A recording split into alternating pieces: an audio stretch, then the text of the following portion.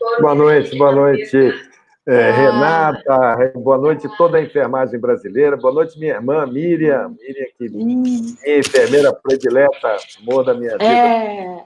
Parabéns a toda a enfermagem brasileira pelo dia de ontem e por todos os dias que tem passado de enfrentamento aí em todas as unidades de saúde do Brasil e pelo histórico de serviços excelentes prestados ao sistema de saúde do Brasil e do mundo.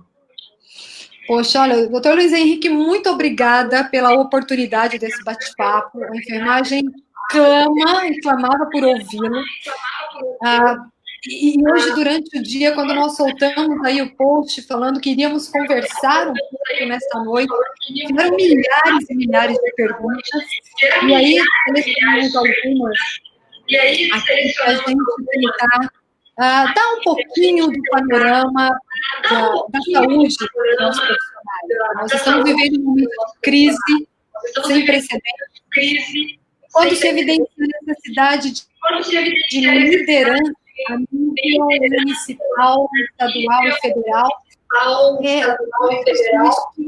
uma grande dificuldade. Como conseguir esta união, doutor Luiz Henrique, neste momento?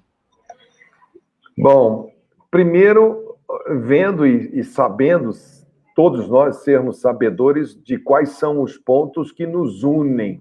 Vamos partir dos pontos de convergência e vamos deixar para um segundo tempo os pontos de convergência. E quando eu digo os pontos que nos unem, eu estou falando o que une todas as pessoas que trabalham dentro da saúde pública e privada e que durante muitos e muitos anos tiveram exatamente nas suas divisões as suas maiores fraquezas impostas por aqueles que sempre aumentaram as divisões e nunca permitiram que os nossos pontos de convergência fossem levados juntos. Então, o que nos une é uma defesa, primeiro, intransigente pela vida, que era uma coisa que eu deixava muito claro quando estava à frente do Ministério, que esta briga era da enfermagem, era dos médicos, era dos fisioterapeutas, era dos biomédicos, era de todo mundo que estava ali na frente, porque ela era uma luta pela vida. O segundo ponto de convergência que nos une, me parece muito claramente, era uma defesa intransigente pelo SUS. Se nós não defendermos de uma maneira firme, forte, uníssona, o Sistema Único de Saúde, nós iremos pagar um preço muito alto daqueles que querem fragmentar e retirar conceitos constitucionais históricos da nossa população. E o terceiro era um ponto intransigente da defesa da ciência, da verdade, do iluminismo, né? Sabermos, tomarmos as nossas decisões pelas melhores evidências clínicas, evidências no campo da enfermagem, no campo do cuidado, no campo da reabilitação dos nossos pacientes que eventualmente estivessem em leitos intensivos, no entendimento da doença, no entendimento do comportamento da família, que é um tema tão caro para a Miriam, que sempre abordou muito a importância da família no processo de adoecimento e cura, na questão do luto, na questão de como enfrentar isso e do apoio psicológico que tem que ser dado não só às pessoas, mas aos próprios profissionais de saúde. Para se fazer uma defesa com esses três pilares, vida, SUS e ciência, a primeira coisa que nós pedimos no Ministério foi: vamos fazer um isolamento social, um distanciamento, que é para dar tempo mínimo do SUS, do nosso sistema de saúde, se organizar para poder fazer frente a essa doença. O primeiro ponto era dar as condições de trabalho. Como pedir para a enfermagem, para os médicos atenderem, se equipamentos de proteção individual estavam sendo racionados pela China? Como colocar aquele que vai cuidar no processo de adoecimento, se ele ficando doente, não teremos o cuidador? Sabe que na Itália, um dos maiores motivos do colapso foi exatamente a perda da força de trabalho nos primeiros 30 dias do ciclo de infecção generalizada. Eles chegaram a perder 45% da força de trabalho. O sírio-libanês, o Einstein, perderam, em média, 12% da força de trabalho entre médicos e enfermeiros para o corona. E no SUS? E essa formação à distância da enfermagem? Será que nós não vamos pagar o preço agora por esse século de mediocridade na educação e na capacitação que foi feita tanto com a enfermagem, quanto com a medicina, quanto com a fisioterapia, onde essa fábrica de diplomas e de formação de mão de obra barata vai pagar um preço pela sua baixa qualificação. Então, esse debate era o debate que eu estava colocando à frente e que entrou em choque com aqueles que têm uma visão, eu não digo certa ou errada, mas que é uma visão de que, olha, a economia precisa andar logo, ela não pode esperar a enfermagem, ela não pode esperar o médico, ela não pode esperar o doente. Nós precisamos salvar emprego, salvar empresa, porque senão, se não salvar emprego, empresa, as pessoas vão morrer de desemprego. E não entenderam que para a pessoa reclamar do desemprego, ela vai ter que estar viva, né? Não existe. A vida deveria ser o maior patrimônio de uma nação, deveria ser a vida dos seus habitantes. Então, foi desse choque de enfrentamento que a enfermagem, a medicina, os agentes comunitários, a fisioterapia, a farmácia bioquímica, que é fundamental, a biomedicina, que está nos campos de pesquisa, enfim, o conjunto, né? O pessoal da radiologia, o pessoal da imagem, o pessoal de várias áreas de atuação da saúde, tem que fazer a sua unicidade. Nós temos que pegar os pontos que nos são convergentes. Esses nos fazem muito forte. E quando nós nos unimos em torno dos pontos convergentes, nós somos praticamente imbatíveis, porque nós temos uma coisa que a população quer. Nós temos o cuidado, nós temos o carinho, nós nos importamos com pessoas. Nós somos pessoas que decidiram ter profissões que gostam de gente. Quem não gosta de gente não pode ser enfermeiro, não pode ser médico, não pode ser. Aliás, existem médicos que não gostam de gente. Normalmente eles são fracassados, normalmente eles não conseguem ter um sucesso profissional. Existem enfermeiros que não gostam de gente, normalmente eles abandonam a profissão. E são aqueles que saem da profissão falando mal da profissão. Quem gosta de gente, quem se doa para as pessoas, sabe o quanto que, muitas vezes, para nós, o agradecimento pode ser até mais forte do que um pagamento. Agora, o pano de fundo disso tudo é exatamente a construção do SUS, e eu acho que isso deve ser a luta, isso deve ser o ponto de convergência de todos nós e de uma educação, uma pós-graduação mais qualificada, porque se o país continuar com essa mediocridade na medicina, na enfermagem, na farmácia, na físio, nós vamos ter o século de uma saúde caríssima por falta de competência profissional e vamos ficar eternamente reclamando da qualidade do serviço de saúde que é prestado no país. E doutor Luiz Henrique, para nós era um orgulho muito grande vê-lo com aquele colete do SUS. Eu que sou aí uma defensora do SUS, eu sei que a Miriam também, então toda vez que tinha entrevista, você vinha com aquele colete do SUS. É um orgulho para essas pessoas. Né? Renato, você sabe que aquilo foi ao acaso. Aquilo foi porque nós estávamos trabalhando e a nossa roupa tinha que ser terno. Aí um dia discutindo a política de biossegurança no Ministério, porque nós tínhamos que preparar. Por exemplo, eu era ministro, mas a gente falava assim, e se você ficar doente, quem que vai te substituir? Eu falava, é o Gabardo. E se você e o Gabardo ficarem doentes, quem vai ser o terceiro? Então nós tínhamos 4 nomes na nossa linha. Se 4 ficassem doentes, aí realmente, ao mesmo tempo, era porque era uma situação totalmente atípica, mas nós tínhamos que ter. E nós definimos, então, todo um protocolo de biossegurança. A gente trabalhava a 3 metros um do outro, cada um tinha a sua caneca, não tinha mais aquela coisa de lavar copo, o pessoal da Copa era de muita idade, foi dispensado, o pessoal mais velho do gabinete saiu, o pessoal foi para home office, e nós começamos, então, álcool gel, aquela história toda que todo mundo passou por isso, mas a gente tinha que ir ao Ministério diariamente. E aí eu perguntei, falei, mas vem cá, a gente faz tudo isso, e o terno não é uma roupa que você lava todo dia. Se você lavar o terno todo dia, o terno acaba. Então, como é que vai fazer? Eu falei, bom, vamos fazer o seguinte, não dá para trabalhar de camisa, porque camisa é uma coisa que você lava todo dia. E eu fui com camisa e liberei todo mundo foi sem o terno. Só que chegou na hora de ir para aquela coletiva, das 5 horas da tarde, o Wanderson chegou de colete, porque ele trabalhava no comitê de emergência. Aquele colete é do COI, é do comitê de emergência. Ah, olha aí. E o Wanderson falou, bom, já que não tem terno, eu trouxe um colete para você e um colete para o Gabardo, porque pelo menos a gente vai disfarçar que vai aparecer com camisa. Camisa é muito informal, não sei.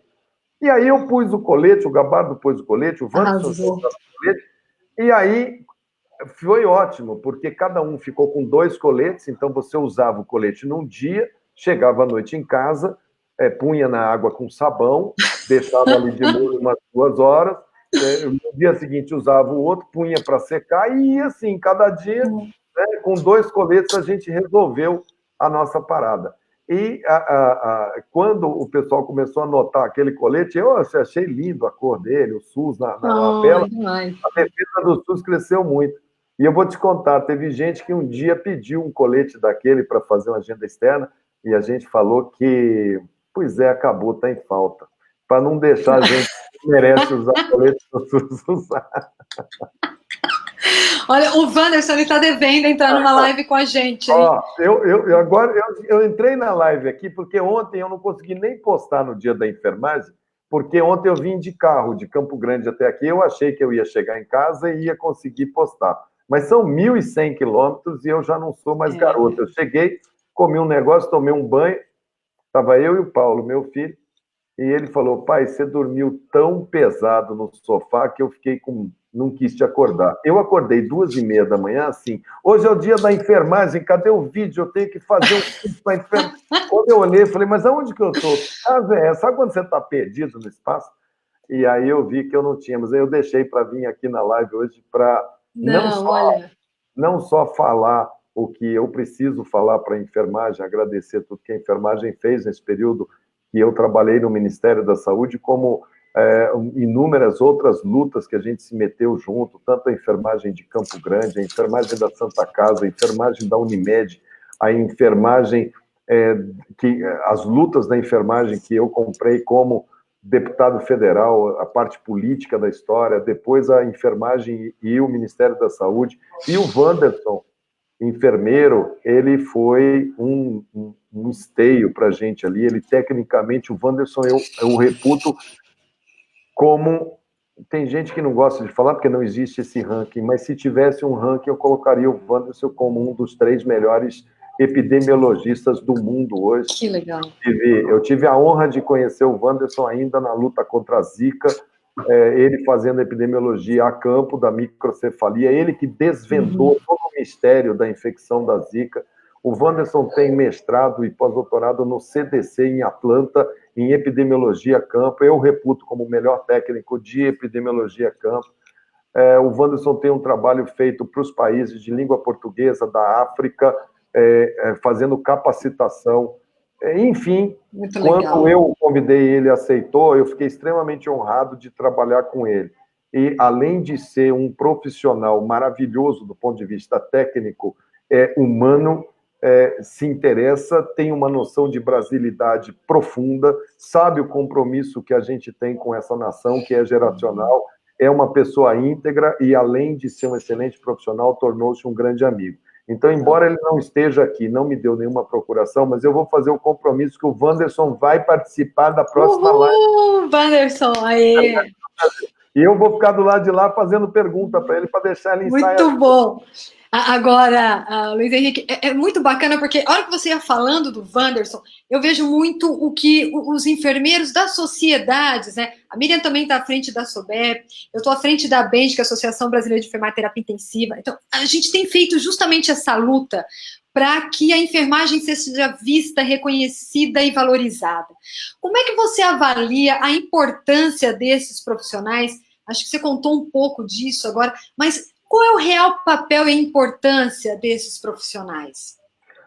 Renata, eu acho primeiro assim, a enfermagem bem formada, aquela que se coloca e atua dentro do seu campo técnico, ela ganha rapidamente o respeito de qualquer par, de qualquer profissão. Eu vou lhe contar aqui algumas experiências nesse sentido. Eu era presidente da Unimed de Campo Grande, que é uma cooperativa de trabalho médico. Eu tinha nessa cooperativa um serviço de auditoria. Esse serviço de auditoria ele era coordenado por uns médicos que já há muito tempo faziam esse trabalho e eram intocáveis. E eu achava que a produtividade não estava boa, eu estava achando que a gente precisava melhorar aquela situação. E a enfermeira Andréia Barbosa, num processo seletivo em que ela competiu com os médicos, eu achei que foi a que teve a melhor postura. Ela não só entrou, como ela investiu em conhecimento, ela se pós-graduou, ela se tornou a coordenadora geral de auditoria da Unimed, uma das maiores referências em auditoria. A história profissional da minha irmã, da Miriam, é uma história magnífica, é um exemplo.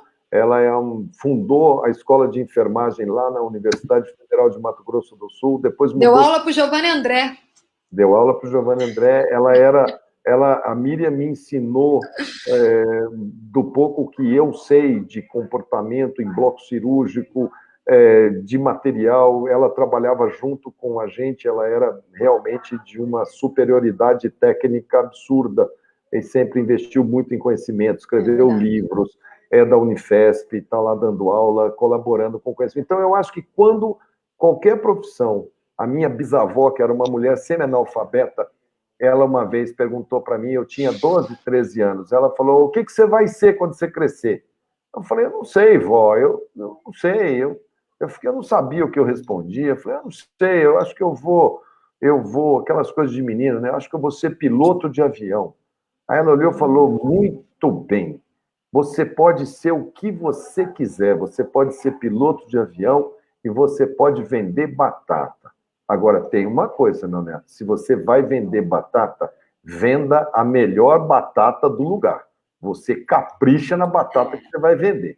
Então, seja lá o que a gente fazer, investir na gente, investir a enfermagem, procurar mais a capacitação, a reciclagem e assumir essas posições de destaque. A Andréia assumiu a auditoria geral, e depois teve N exemplos, eu tive diretores gerais de hospital, enfermeiros que colocaram ordem em hospital, e no Ministério da Saúde, não só o Wanderson como enfermeiro, na Secretaria-Geral de Vigilância em Saúde do país inteiro, mas eu os levei, o Wanderson viajou comigo para fora do país, em grandes fóruns internacionais, e eu tive inúmeras pessoas da enfermagem que compõem o quadro do Ministério da Saúde, que organizaram áreas enormes, que são responsáveis por políticas enormes. Eu acho que o cuidado da infância, o cuidado da puericultura, o cuidado da vacinação, o cuidado das estratégias são eminentemente trabalhos que podem e devem ser executados e organizados pela enfermagem. Acho que na atenção primária do país, a enfermagem já é o pulmão da atenção básica do nosso Sistema Único de Saúde. Quando eu entrei no movimento Nursing Now, eu entrei naquele movimento exatamente procurando o diálogo para construir uma política setorial para a enfermagem que a gente pudesse avançar. Quando eu era deputado, eu via a luta toda da enfermagem, ela era por 30 horas. Você conversava com a enfermagem 30 horas, 30 horas. Eu falava, gente, tá bom, mas enquanto a 30 horas não vem, nós temos grandes políticas que podem ser feitas e devem ser feitas. E eu acho que a enfermagem perdeu muito tempo numa monopolítica, 30 horas, 30 horas, 30 horas, e não percebeu a abertura de faculdades sem condições de dar uma capacitação. Não se aprende enfermagem de orelhada, não se aprende olhando o computador, você aprende pela postura do seu professor, você aprende pela correção do erro na hora que ele está acontecendo, você aprende pela postura, pela imagem, pela ética, não se aprende saúde de ouvir falar, você aprende porque você teve um mestre, que você se inspirou nele, ele foi teu espelho, você aprende em serviço, em sala de aula e em serviço. Né? Até mesmo para você duvidar ou questionar o seu professor, o seu mestre, você tem que ter educação e respeito por quem está ali te dando uma aula, coisa que você vai precisar eternamente durante a sua vida profissional. Então, o que eu vejo é que a enfermagem tem lutas a serem conquistadas, elas precisarão da militância política, sim, mas ela passa primeiro por um olhar para dentro, uma reflexão interna, como várias profissões têm que ter. Nós não somos, a gente não compete com ninguém, Esse negócio, nós fomos manipulados durante 10 anos por causa do negócio de ato médico, que foi uma bobagem, só nos atrasou, só abriu fosso entre uma série de profissões, quando a gente deveria era ter somado naquele instante e ter feito um rochedo da saúde, unindo uma série de profissões. Acho que falta liderança com um olhar horizontal para todas elas, capaz de unir isso e a gente reorganizar a graduação, a pós-graduação, o mercado privado e o mercado público, aonde passe por uma estratégia de todas essas profissões e uma luta única de todos. Duvido que a gente perderia se a gente tivesse união. E é bacana essa sua pontuação, porque para a gente a marca do Norte Sinal é justamente a sua fala, né? Aquela de que a enfermagem ela é aí o pulmão da saúde. Isso marcou muito a gente. E acho que essa pandemia vem mostrando que a enfermagem precisa sair dessa invisibilidade, né?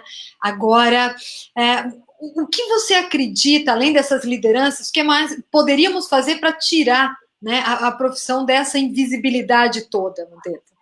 Eu acho que é exatamente protagonismo. É deixar de achar que tem que ficar esperando as coisas acontecerem.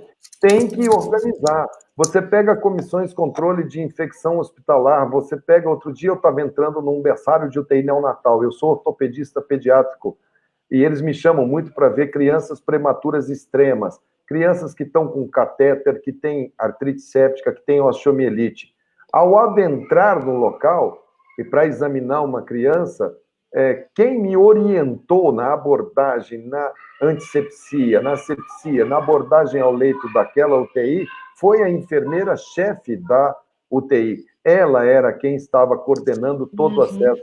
E eu me senti extremamente seguro em poder fazer o meu procedimento, que é uma coisa que eu não via nas UTIs quando eu lá entrava. Era como se eu estivesse entrando, pressupunham que eu estava preparado para aquela CTI. Cada CTI tem a sua rotina e o seu modo. E quando eu perguntei para ela o porquê dos procedimentos que ela estava me colocando, ela me mostrou o gráfico de infecções neonatais e ela orgulhosa, porque desde que ela começou, o trabalho que ela fazia, ela era a UTI neonatal de menor taxa de infecção do Brasil. Então, esse trabalho dela, as rotinas, ela tem que publicar numa revista indexada. Isso tem que passar a ser a referência dentro da UTI, começar a se utilizar desse conhecimento, da área de atuação, da organização, né, das práticas de excelência em enfermagem.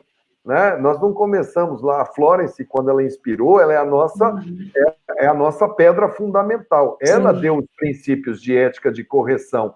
Agora, você vem numa sucessão de conhecimento, então a gente tem que apostar em revista indexada, em livro, em congresso. Eu vejo congressos de enfermagem, eu vejo as pessoas tendo um fluxo pequeno, perto do tamanho da profissão enfermagem. Ah, mas isso ocorre porque a remuneração é baixa e o congresso é caro? Porque não existe patrocinadores para congresso de enfermagem? Então, a gente vai ter que mostrar que vale a pena, sim, que é importante apoiar e apostar na enfermagem como um caminho. E essa crise do coronavírus, ela é uma excelente oportunidade para a gente mostrar a que veio. É lógico que a gente tem que dizer, olha, precisamos de melhores condições, precisamos de equipamentos, mas antes de mais nada, nós temos que lutar com as forças que temos. A enfermagem da Inglaterra foi atender com um saco de lixo amarrado na cabeça, porque não tinha outra opção. Ou era aquilo, ou era abandonar o doente. E abandonar o doente, ele não pertence às nossas possibilidades. É maior do que a nossa vocação. Então, colocar isso claramente e deixar muito claro para aqueles sem noções, uma pessoa que vai à praça pública para agredir um enfermeiro, se fôssemos um país sério, isso daqui, essa pessoa deveria estar, era recolhida no Chilindró, que era o lugar de bandido e marginal. Então, assim, a minha solidariedade com toda a enfermagem, médico, pessoal de hospital, pessoal administrativo de hospital, pessoal da manutenção do hospital, que está adoecendo, que está contraindo doença, minha solidariedade, minha parceria. Ontem eu vi o presidente colocar que serviço de higiene, de estética, de academia é essencial. Essa era a minha pergunta. Pô, no dia da enfermagem, essencial é enfermagem, gente. Essencial é quem está na linha de frente, que está pedindo, por favor, para as pessoas terem moderação na transmissão, porque a gente está ficando com dificuldade de embalar corpo em saco plástico. Sabe, o necrotério dos hospitais de referência não estão dando conta do número de óbitos. Então, vamos ter um pouco de noção da gravidade desse momento para a gente poder unir forças. E quem achar que não sabe como ajudar, fique em casa. E, na dúvida, faça uma oração, reza um terço, para as pessoas poderem ter um pouco de proteção no dia de hoje, que é o dia da minha Santa Nossa Senhora de Fátima. Nossa Senhora de Fátima. De Nossa Senhora Aparecida, mas eu rezo para Fátima, já fui lá 3 vezes. Eu sou filho de Maria. Maria passe na frente. Maria passa na frente. Vamos ver se ela cria uma estrada para que essas pessoas tenham lucidez de entender que o momento agora é de preservar a vida das pessoas. E Mandetta, você sabe que a enfermagem, ela se sentia muito segura com a sua condução, né? Então, olha, vamos hoje ouvir o ministro. Então, para a gente era mais ou menos como se fosse a novela do final da tarde, sabe? Ah, vamos ouvir lá o boletim para ver o que vem aí de novidade, o que vamos ter. Então, era extremamente importante. E nós perdemos esse vínculo hoje no Ministério da Saúde. Tanto que há uma semana... Há uma semana eu escrevi uma carta para o presidente da República pedindo, né? Olha, as condições dos profissionais são essas, né? Nós precisamos desse mínimo, que a gente acabou de discutir aqui, o que você contou. E eu até imaginei, falei, poxa, 12 de maio ele ao menos vai até a televisão fazer um pronunciamento em prol, né, das vítimas. A enfermagem está morrendo, a gente está com dificuldade, está todo mundo com medo da pandemia, né? Falei, a gente vai ter alguma coisa no dia 12, né? O parlamento inglês foi iluminado com a foto de Florence, mostrando o bicentenário, né? Falei, poxa, alguma coisa vai ter. E nada, gente, nada. Agora, isso é uma era, isso é uma fase da humanidade que ela está, em nome dessa coisa chamada internet, que tem tantas possibilidades boas. Você vê um espaço desse aqui que a gente está utilizando, com as pessoas interagindo, uma mensagem clara, assim, a gente se expondo como pessoas, abrindo assim o coração, colocando as posições, mas você tem, ao mesmo tempo, uma coisa escura, uma coisa... Um dia eu falei assim, leiam diálogos platônicos, leiam o mito da caverna, porque o mito da caverna, quando Platão escreveu, é para dizer que, olha, existe vida fora da caverna. Então, eu acho que tem muita gente achando que a vida é um like de internet. O que eu vejo gente colocando foto sorrindo num lugar maravilhoso, dizendo que a vida dela está maravilhosa, e os valores estão passando batido. E essas profissões como a nossa, que são profissões cujos valores são relacionados a bem intangível, que é o cuidado da vida, elas estão chamando as pessoas para a realidade e muitas vezes as pessoas não querem vir à realidade. É melhor ficar naquele mundo de fantasia, naquele mundo de procurar fotos, procurar pessoas e ficar interagindo escondido no silêncio da sua casa, do que levantar e ir até um hospital saber o que está acontecendo. Ir até uma favela e ver que recomendar isolamento social para quem está naquela posição ali é crítico. Né? Aqueles donos de empresa que querem tocar a economia de qualquer jeito, pergunta se eles vão no ônibus, pergunta se eles pegam o ônibus. Eu vi técnicos de enfermagem de São Paulo sendo agredidos porque queriam pegar um ônibus para ir trabalhar. Então, é necessário uma reposição de valores. Para isso, nós temos que nos socorrer das pessoas de cabeça branca. Eles são os guardiões de valores. Dos clubes de serviço, dos clubes de mães, do Rotary, do Lions, da maçonaria, venham a público. Coloquem os seus valores a público e venham em direção daqueles que estão lutando pela vida. Acho que a enfermagem tem as ferramentas necessárias para verbalizar. E nós estamos, ainda bem, num país com imprensa livre. Então, entendo que a imprensa tem um papel muito forte e que ela pode, sim, e deve fazer uma reflexão sobre o uso dessa imprensa livre para demonstrar determinadas profissões que ou a sociedade ampara, resguarda e cuida, E no caso de médicos e enfermeiros e que estão no front, todos os países estão resguardando esses profissionais porque sabem que são eles que vão cuidar dos doentes.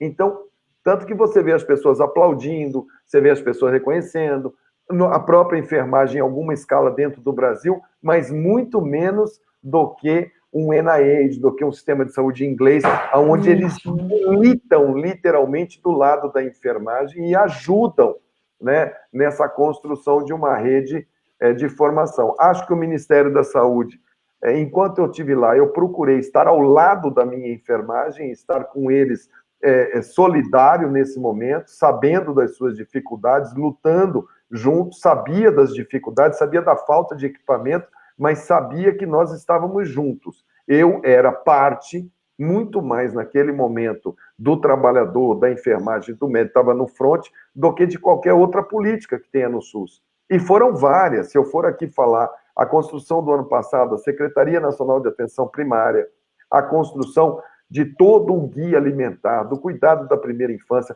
inúmeras políticas que eu fiz junto à enfermagem, a Política Nacional de Vacinação, o novo Programa Nacional de Imunização, a Caderneta Nacional de Imunização, até quando tivemos divergência sobre a consulta de como fazer, voltamos atrás, chamamos, sentamos na mesa para achar caminhos. Ninguém é dono da verdade, nós somos donos das dúvidas. Agora, só vamos sanear nossas dúvidas se trabalharmos juntos. E acho que esse diálogo falta, né, Mandetta? Eu me lembro que logo que você foi assumir o ministério, estive lá, conversamos, e você mostrou essa proximidade para a gente. Acho que isso é muito gratificante, porque eu acho que a enfermagem, ela pode sim ajudar em muito o Ministério da Saúde com os protocolos, as elaborações, e quando a gente solta uma nota falando, o enfermeiro lá no posto, ele me prescreveu isso, a imprensa vai em cima e fala, não, mas o enfermeiro não é médico. Então, as pessoas nem conhecem o papel, não conseguem reconhecer a importância dessa profissão, que é basicamente um grande pilar do SUS. Eu acho que a gente tem aí um somatório, acho que a gente tem que publicar mais, acho que a gente tem que estar mais forte nas capacitações, mais forte na graduação, investir mais em conhecimento. Existe um processo de envelhecimento na sociedade que vai demandar sistematicamente por mão de obra qualificada. Eu, quando estava ministro, eu recebi o ministro da Saúde da Alemanha em 2 ocasiões, ele perguntando se a Alemanha podia abrir dentro do Brasil convite para que a enfermagem brasileira que fizesse opção para trabalhar na Alemanha, porque eles têm déficit de enfermeiros na Alemanha. Sim. Eu disse a ele que sim, embora para nós, Brasil, a força de trabalho era importante, mas isso significaria uma valorização do pessoal de enfermagem, técnico de enfermagem e enfermeiros. Expliquei para ele a graduação brasileira e disse a ele que ficasse à vontade para fazer as análises. Eles acabam, quando eles vão olhar, eles falam assim, tá, mas eu só quero de faculdade presencial, eu só quero que se for bilíngue, eu só quero se fizer uma capacitação de tanto tempo. Quer dizer, ao mesmo tempo que eles querem, mas eles querem com qualidade. Se nós tivermos um acesso maior na quantidade de pessoas para os cursos técnico e de nível superior, nós precisamos agora, a nossa geração precisa investir na qualidade desse profissional. Infelizmente, os efeitos adversos, os erros inerentes à nossa prática, que são pouco medidos no Brasil, precisam ser mais medidos. Os erros de prescrição e os erros de administração de medicação em ambiente hospitalar, em ambiente de estresse, uma diluição de uma insulina, uma aplicação numa sala de parada. Nós precisamos entender melhor como fazer um curativo, que é um ato que muita gente fala, isso é muito simples, é dificílimo, tem que saber fazer, só quem sabe que é capacitado em manipulação e cuidado de ferida é que sabe do que a gente está falando. Não existe nada fácil, existem coisas bem feitas que você aprende com quem sabe fazer bem feito. E é do bem feito coletivo que a profissão se nutre para ganhar o respeito na sociedade. Infelizmente, todas as profissões de saúde todas, médicos, enfermeiros, fisioterapeutas, farmácia, psicólogo, terapeutas ocupacionais, assistentes sociais, todas as nossas profissões foram submetidas à mesma lógica de indústria de formação de pessoas com bolsas de estudo pagas pelo governo, injeção de capital dentro de grupos econômicos estudantis, fábrica de produção de diplomas, desvalorização da profissão e um ciclo vicioso aonde, quanto menos eles gastam com professores e condições de ensino, maior a rentabilidade dos seus cursos. E, infelizmente, não existe responsabilização das próprias formadoras que precisam ter certificação externa, certificação de qualidade, provas para emissão de diplomas, testamento de cursos que sejam de baixa qualidade, espaços de estágio em hospitais que sejam hospitais de ensino, aonde você tenha enfermagem de ensino, residência de enfermagem para atuação em ambientes hiperespecializados. Esse é o caminho que eu acho que a gente vai conquistar respeito. Respeito muito todas as lutas históricas da enfermagem, mas acho que a luta por capacitação, por melhor condição de trabalho para execução, até para saber cobrar de quem de direito, a gente precisa ter cada vez mais capacitação. E isso é um fato importante, porque quando você vai a um congresso fora do país, a gente sabe que o enfermeiro bem formado não faltam oportunidades. E as pessoas querem, vem para cá, vem trabalhar comigo. Eu trabalhei nos Estados Unidos, eu fiz uma parte da minha pós-graduação em Atlanta, e lá é uma cidade que tem uma formação de pessoal de saúde historicamente muito reconhecido, tem lá Emory, enfim, uma cidade com uma formação muito forte, gente dos Estados Unidos e do mundo inteiro vai lá para fazer capacitação. E o papel da enfermagem na capacitação e na condução dos cursos é algo assim,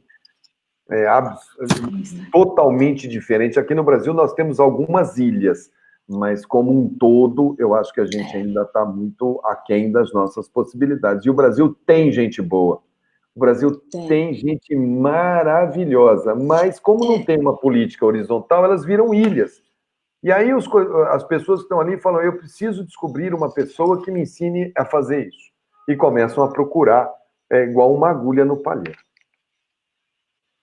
Não, é extremamente interessante, nós precisamos, acho que, despertar isso. E uma luta que nós temos feito também como sociedades é despertar também a questão política nesses profissionais. Né? A enfermagem perde muito por não estar próximas às ações políticas, eu acho. Nós não temos grandes lideranças ou representantes, uma bancada da saúde forte. Sempre que eu vou recorrer a alguma coisa, é a Carmen Zanotto que eu busco, é a única pessoa que eu posso tentar fazer uma discussão mais próxima sobre as questões de enfermagem.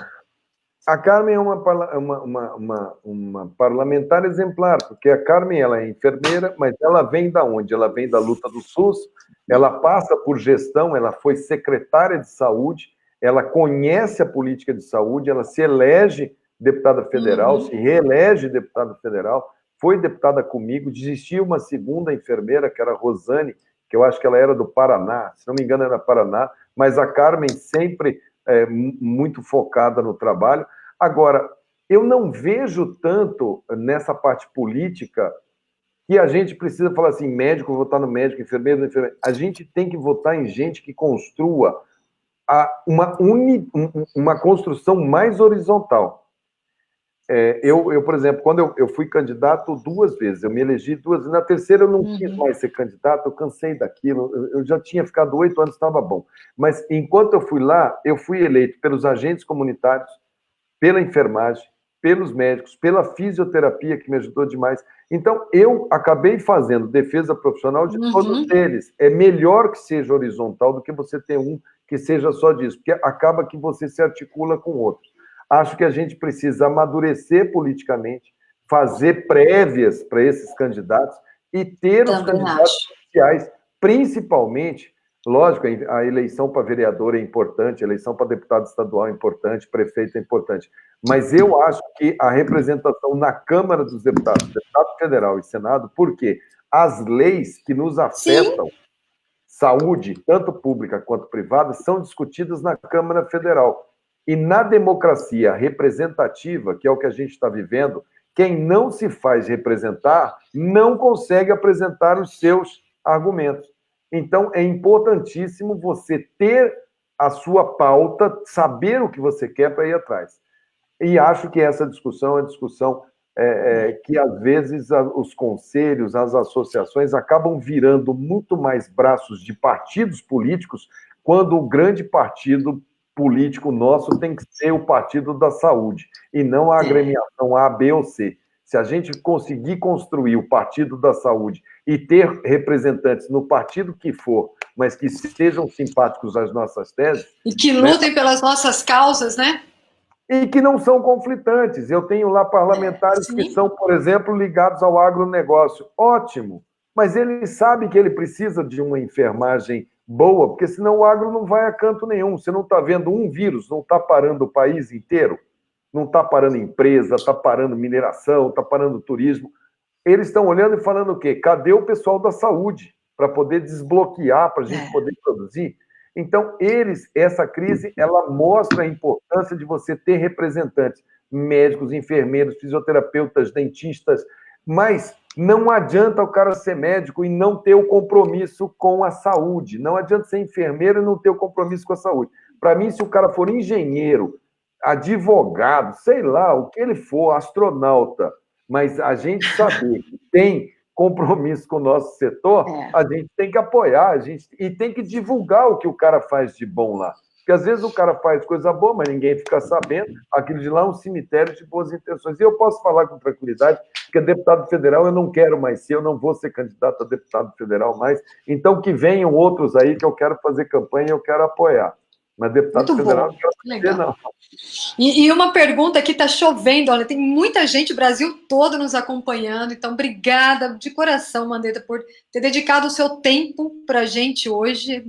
Eu que não tem agradeço. como agradecer você. Eu queria ter feito ontem. Era 12 de maio, mas fiquei dirigindo, igual um paquá aí na estrada. Agora, não, mas tá bom, o delay foi fantástico, até porque tinha muita coisa e o pessoal ia perder, né? Viu, Renata?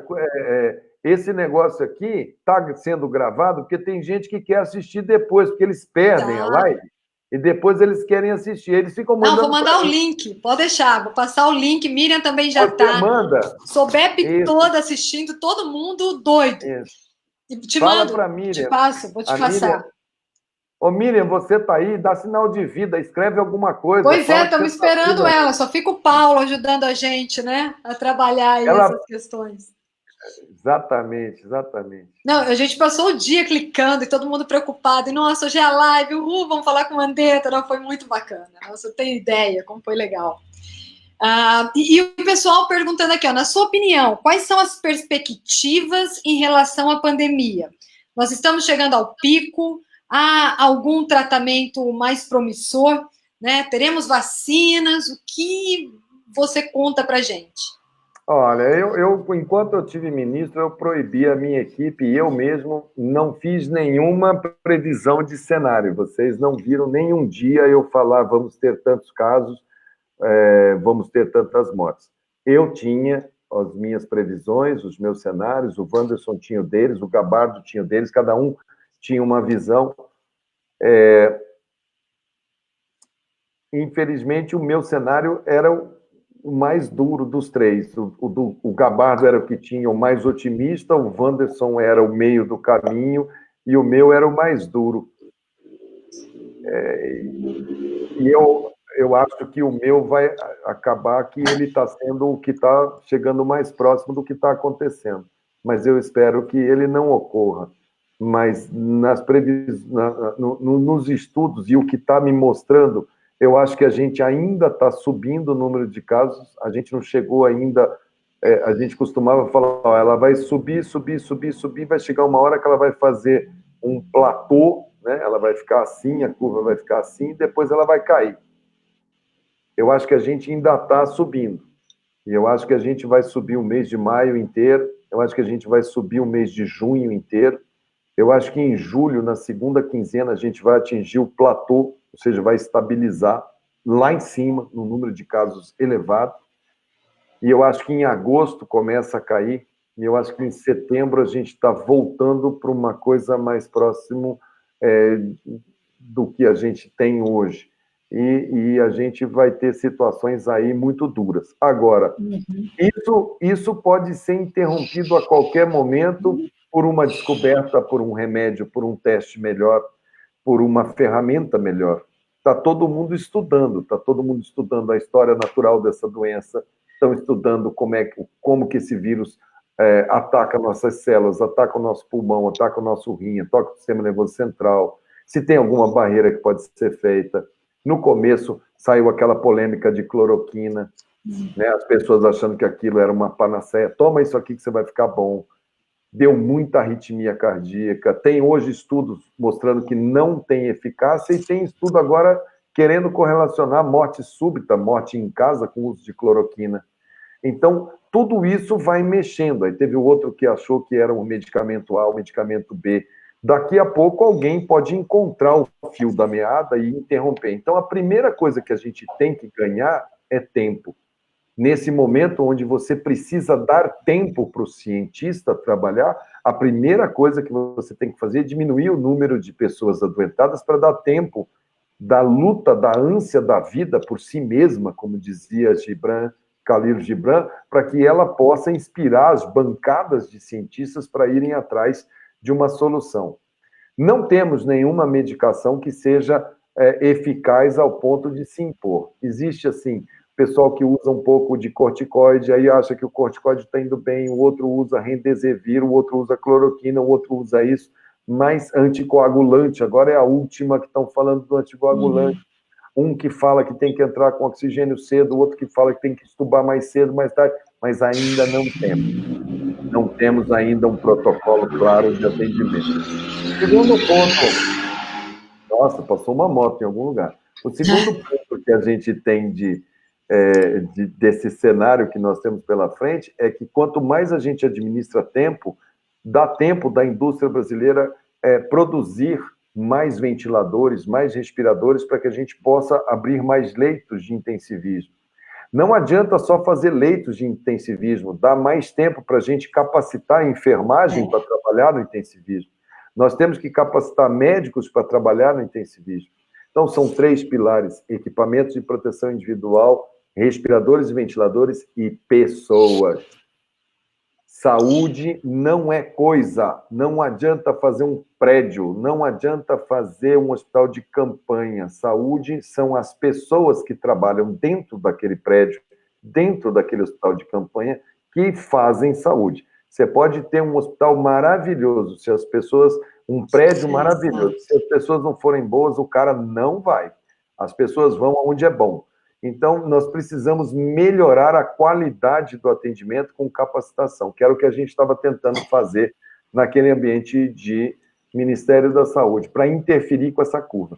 Mas eu acho que ela, no nosso país, eu vejo com muita preocupação. Eu acho que hoje, assim, meu coração está muito apertado. Eu não sei se tem a enfermagem do Pará, está ligada, mas o Pará... Sim. Amazonas também estão aqui. O Amazonas está vivendo, o Amazonas está vivendo, Manaus está vivendo, Manacapuru está vivendo, enfim, toda aquela região ali, mesmo de cidades pequenas. O vírus entrou nas menores cidades do Amazonas, tem feito um estrago lá dentro muito grande, um número de óbitos grande, um número de casos grande, um número de desassistência. O Pará está começando a subir. O Pará deve ser o próximo epicentro dessa situação. O Maranhão está numa situação crítica, deve aumentar muito o número de casos. Então, esses estados me preocupam muito. Na região do Sudeste, eu acho que São Paulo está lutando porque tem ainda subsistemas. São Paulo tem Campinas, São Paulo tem Santos, São Paulo tem Ribeirão, São Paulo tem São José, tem Sorocaba, tem Piracicaba, tem subsistemas de saúde, e ela consegue manejar pessoas, mas está atingindo o seu limite. Hoje começou a utilizar leitos da iniciativa privada para poder, e tem que fazer isso mesmo, tem que colocar um comando único nessas vagas, e aonde tiver oportunidade tem que colocar as pessoas. O Rio de Janeiro está numa situação muito dura, muito difícil, tem muita preocupação, porque eu gosto muito do Rio de Janeiro, me formei lá, a minha irmã mora lá, a Maísa, minha irmã, que é mais velha que a Miriam, é bióloga da Fiocruz, é uma pesquisadora fantástica, mora ali no Rio de Janeiro, a minha filha mora lá, meu netinho mora lá, mas, assim, a prefeitura não dialoga bem com o Estado, saindo a secretária municipal deixando o cargo, a secretaria estadual numa situação confusa, não sabe se vai ficar... Então, a gestão está muito difícil e o Rio tem muitas favelas, tem muitas áreas de exclusão social, é muito difícil o isolamento. Então, o Rio de Janeiro é uma cidade, assim, em que os números estão subindo, subindo, subindo. Não chegaram nem ao ponto de platô ainda. Então, o Rio é muito preocupante. E a região sul do Brasil, que historicamente se prepara melhor, eu acho que Paraná e o Rio Grande do Sul são os dois estados que melhor se prepararam nesse período anterior à chegada do vírus. Eu acho que Minas Gerais, principalmente Belo Horizonte, um enfrentamento de Belo Horizonte do prefeito Calil é muito forte, ele tem conseguido segurar a transmissão de uma maneira muito intensa ali dentro, tem uma boa resposta. Vamos ver como é que vai se comportar Minas e como é que vai se comportar o sul do Brasil. Eu espero que as minhas previsões sejam todas frustradas e que eu erre feio para menor o número de casos. E eu não vou falar aqui para vocês qual foi a minha previsão de número de casos e número de óbitos, porque isso não acrescentaria nada e só traria mais ansiedade para as pessoas. Muito bom. Prometi que nós conversaríamos no máximo 1 hora, eu sei que seu tempo é extremamente precioso, mas, assim, pensando nessa mensagem final para a nossa enfermagem brasileira, o que você diria para essas pessoas, doutor Luiz Henrique? Olha, eu acho assim, primeira coisa que a gente tem que entender não existe, até o momento, culpado. Eu acho que isso a ciência ainda vai discutir, mas no momento que a gente tem é um vírus novo que não negociou com nenhum governo, não negociou com nenhum regime, fez um estrago na China, fez um estrago na Península Asiática, fez um estrago no sistema de saúde do Irã, fez um estrago no sistema de saúde de toda a Europa, está fazendo um estrago enorme na Rússia, fez um estrago na Inglaterra, na França, na Espanha, na Itália, fez um estrago enorme nos Estados Unidos, no sistema de saúde de Nova York, de Chicago, da Califórnia, da Flórida. Está fazendo um estrago muito grande, vai fazer um estrago grande no Brasil e no mundo. Nós ainda estamos estudando a melhor maneira de enfrentar. A ciência tem muito poucas respostas, nós somos donos agora das dúvidas. Ajudem estudando, observando, se manifestando nos canais corretos, evitar essa coisa de fake news, na hora de fazer compartilhamento de notícias, cheque primeiro se é de uma fonte confiável, porque quando um profissional da enfermagem, um enfermeiro, um técnico de enfermagem, um médico, quando ele compartilha alguma coisa, mesmo que por curiosidade, ele está emprestando a dignidade e o respeito da sua profissão, ele está validando, eventualmente, uma asneira. E esta asneira pode afetar pessoas, pode afetar vidas no meio desse caminho. Então, ter muita consciência do que somos, dos nossos testemunhos, do que falar, de como acalmar a população, como tratar as famílias. Eu recomendo muita fé, seja lá a religião que você tiver, mas profetize a sua fé, reze, ore, para que você tenha paz de espírito, porque as mesmas mãos que te aplaudem num dia são as que vão tacar pedra no dia seguinte. Isso é normal. A gratidão, ela nunca foi a rotina para nós da saúde. Cristo, quando estava andando lá na Galileia, vieram 10 leprosos e pediram: Senhor, Senhor, livra-nos de nossas chagas. E ele impôs as mãos, Deus como é, e disse: ide e estareis curados. No dia seguinte, um voltou para agradecer, e ele, mesmo sendo Deus, experimentou ingratidão e perguntou: aonde estão os outros 9? Então, não esperem gratidão nem de governantes, nem de prefeitos, de presidentes da República. Isso é a marca da nossa profissão. O que nós temos que ter é a consciência nossa tranquila de fazer um bom trabalho, de zelarmos pela dignidade, de mostrarmos os fatos, de construirmos as nossas lutas juntos, de colocarmos todos juntos o nosso desacordo, o nosso desafeto àqueles que agridem a enfermagem, o pessoal de saúde, como aconteceu naquela semana. Deixar claro para aqueles que acham e ignoram a nossa presença e acham que outras ações são essenciais em detrimento da nossa essencialidade enquanto aqueles que estão cuidando do bem maior desse país, que é a vida das pessoas, para que a gente possa trabalhar juntos. A epidemia veio, ela vai ter o seu período de contaminação, nós vamos acabar criando a nossa imunidade coletiva, ela vai se tornar um vírus endêmico, nós vamos achar, sim, uma vacina para ela, nós vamos vencer o vírus com a coisa mais elegante, que é a vacina, que nós já fizemos.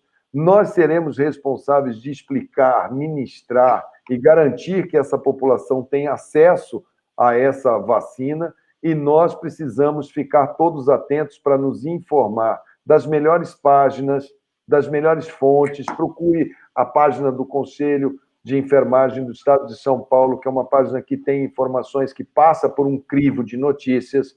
Olhe bem as suas fontes, troque informações, converse nos seus ambientes de trabalho, se protejam.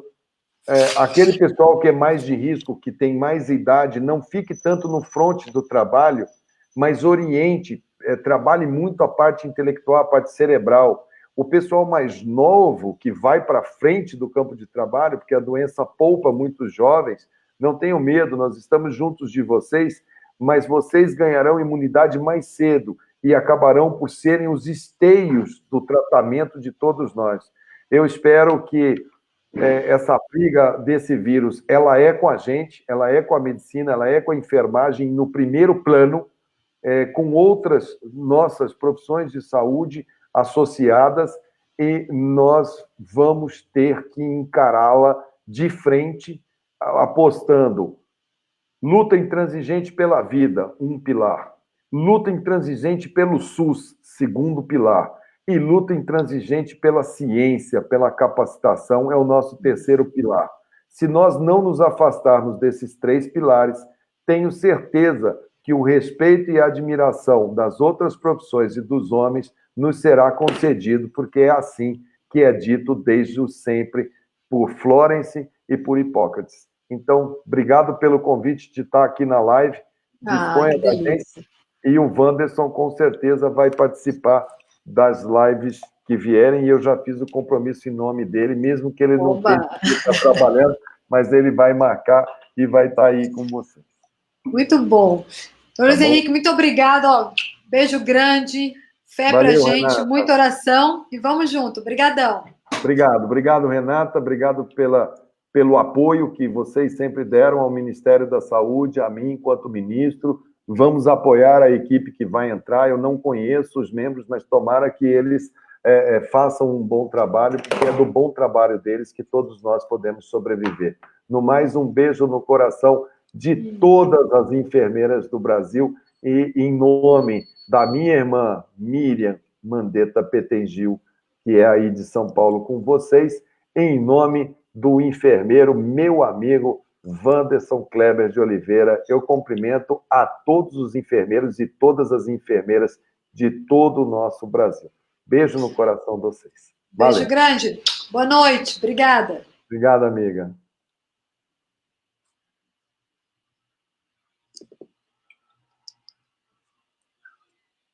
Ok?